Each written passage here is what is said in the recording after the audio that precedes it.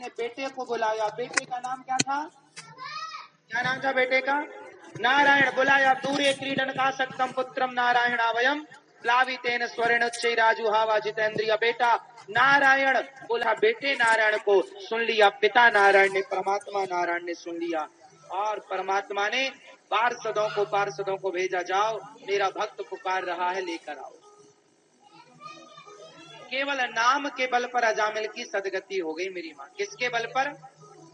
इसलिए आप लोग काम करते रहो, नाम जपते रहो, मन से गोविंद गोपाल गाते चलो। काम करते रहो और नाम। अजामिल का उद्धार हुआ। एक बार गुरुजी ने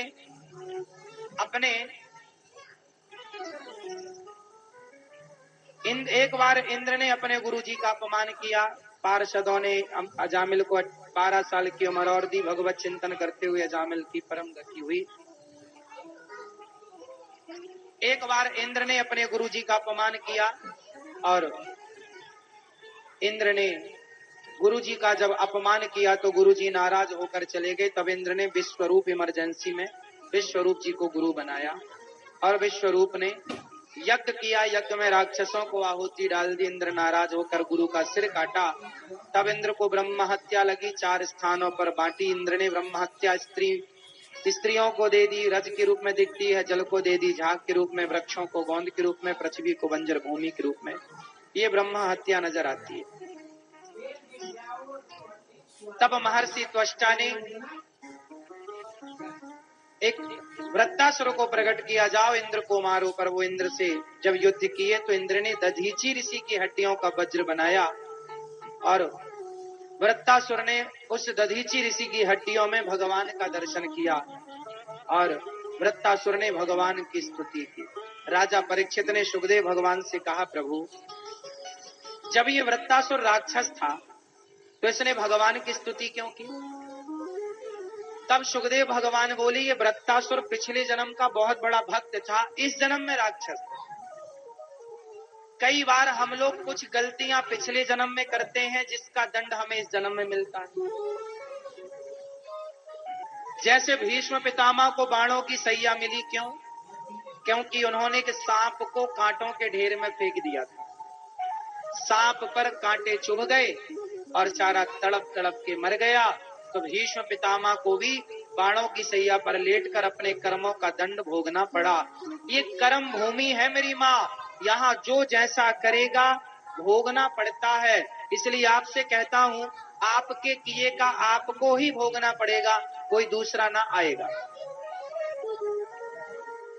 अब हुआ यही कि वृत्तासुर पिछले जन्म में एक राजा थे। बहुत ध्यान से सुनना, ये कथा आपको बहुत कुछ सिखाएगी। भैया सुन रहे हो ना? सुनो, जहां हो चुपचाप सुनो। मैया आवाज आ रही है मेरी माँ? तो सुनो फिर। एक राजा थे, जितने लोग पांडाल के भीतर हैं उतने लोग बाहर भी दिख रहे हैं। तो आप लोग बड़े प्रेम से आए हैं कथा सुनने, जिसे जहां जगह मिली।